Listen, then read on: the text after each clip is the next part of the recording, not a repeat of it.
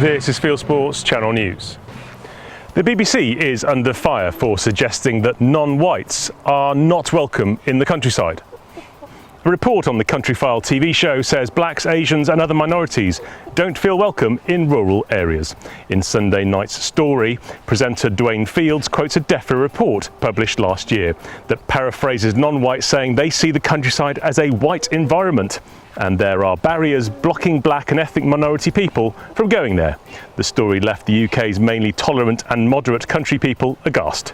Deer stalker Al Gabriel reflects the feelings of many when he tells Fieldsports Channel News the BBC report is negative and there are no barriers to non-whites visiting the countryside. The majority of the countryside is very friendly. Like I say, I speak from personal experience that I've had more racism in an urban setting than in rural areas in the UK. UK venison prices have plummeted to levels not seen in 40 years. The market is flooded with meat from New Zealand. The National Gamekeepers Organisation's Deer branch is conducting a survey about venison. Link in the description below. It says it's been working with game dealers, the Food Standards Agency and shops to try and expand the market and look for new ways stalkers and estates can get their venison onto dinner plates by creating local and sustainable outlets. The British Game Alliance describes imported meat as a challenge that will not go away. Commercial director Mark Staples says he expects the market will slowly pick up again, but will not get back to where it was. As the hotels and restaurants open up, yes, there'll be more of a market, but it's predominantly, I think, due to traditional markets being shut and not other opportunities available for it in its current guise. Danish billionaire Anders Poulsen is trying to blame grouse moors for hen harrier persecution. In stories repeated in The Times, The Scottish Mail on Sunday and The Herald, his wildland property empire, which owns 220,000 acres of Scotland, says that it bred and satellite tagged 18 hen harriers, that they all stopped transmitting and that 2 of them stopped transmitting on or near grouse moors. The newspapers ignore the record-breaking breeding success of hen harriers on grouse moors. A spokesman for Poulsen said there is certainly an issue with persecution. Meanwhile, in a newsletter to local residents, Hampshire police in the south of England repeat stories about hen harriers being shot on grouse moors in the north of England before saying, without evidence, that persecution is taking place in Hampshire. Rotting stoats that died in their traps. Is this the future of wildlife management under the RSPB? The Orkney Stoat project has had £7 million of public and lottery funding. Run by the RSPB, its aim is to wipe out Orkney stoats.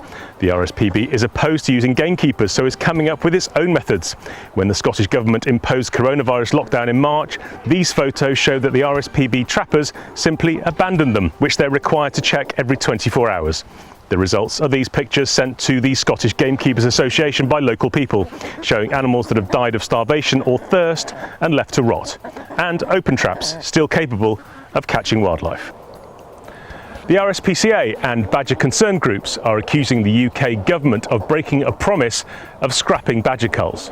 The charities claim ministers are expanding the number of culls instead of ending them in favour of a catch, vaccinate and release programme to stop the spread of bovine tuberculosis. In March, the government announced the phase-out, but Natural England has approved 7 badger cull licences in new areas, and the Badger Trust says 10 more are expected to be issued by September. The virtual hound show is taking off. In the absence of real hound shows this summer because of the coronavirus, the UK-based show now has more than 200 hunts from 7 countries participating.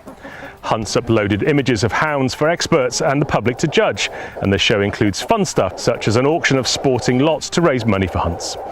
It runs for 4 weeks from the 17th of July 2020. Among fancied hounds is this superb American beagle, bred for hunting cottontail rabbits. Judging is blind, so nobody knows which hunt this hound comes from. To take part, visit virtualhoundshow.com. A Telford Angling Association ticket holder from Eastern Europe has been found catching and killing carp. Bailiffs attended an incident on the 28th of June at Dandypool in Telford, where 2 men were seen catching 10+ pound common carp, then putting them in a bin bag to take home. One of them had a rod licence and an association ticket. Bailiffs called the police, who stopped the men from leaving, seized their vehicle and fishing tackle, The matter will now be taken up by police and the Environment Agency. Carp are a delicacy in many Eastern European countries, and some anglers from there either don't know or don't respect catch and release rules in the UK. Welsh police are demanding a medical declaration for anyone wanting a shotgun or firearm certificate. The declaration from the applicant's GP must say they do not suffer from any relevant medical conditions. Basque slams the move, saying the police failed to consult anyone before the change and it may breach Home Office rules. Basque says it's working hard to find a political solution to this situation. Welsh shooters are furious. Here's viewer Jonathan Hicks. This was tried before. Last time I managed to avoid it by saying my doctors weren't prepared to give one, but it looks like they're now forcing it through.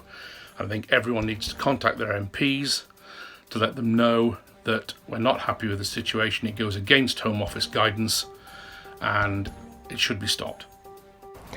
As lockdown lifts, Tom from Olight has an announcement to make about PPE. Okay everybody, so far here at Olight UK we have donated £18,000 to the NHS for COVID-19, but now we have 50,000 of these surgical type masks, and what we'd like to do is donate them to as many people who need them throughout the UK and Ireland for charities, organisations who need PPE. So we're asking you all to email us contact@olightstore.uk and put us in touch with those organisations that need PPE. So if you can do that for us, we'd really appreciate it. Thank you, Tom, and if you want to do that, there's a link in the description below. Next, the European Commission has reprimanded France for bird shooting. France has ignored a letter of formal notice sent by the European Commission in July last year, which calls on French authorities to stop what it calls illegal bird hunting. In May, the French government doubled down by publishing a decree that maintains bird hunting techniques such as traps that are prohibited at EU level. European Commission spokesperson on the environment, Vivian Lunella, says the infringement case is still open.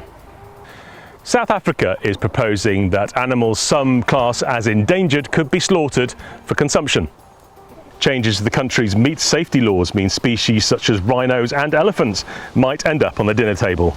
This comes after the government proposed expanding a list of 35 domesticated animals and wild game species to include rhinos, hippos, giraffes and elephants, as well as all other species of animals not mentioned. The Animal Improvement Act also promotes intensive and selective breeding and crossbreeding of animals, including lions, cheetahs and rhinos. Anti-hunting organisations are seeking a legal review of the decision. And finally, a man has jumped into a Bass Pro fish tank for TikTok likes.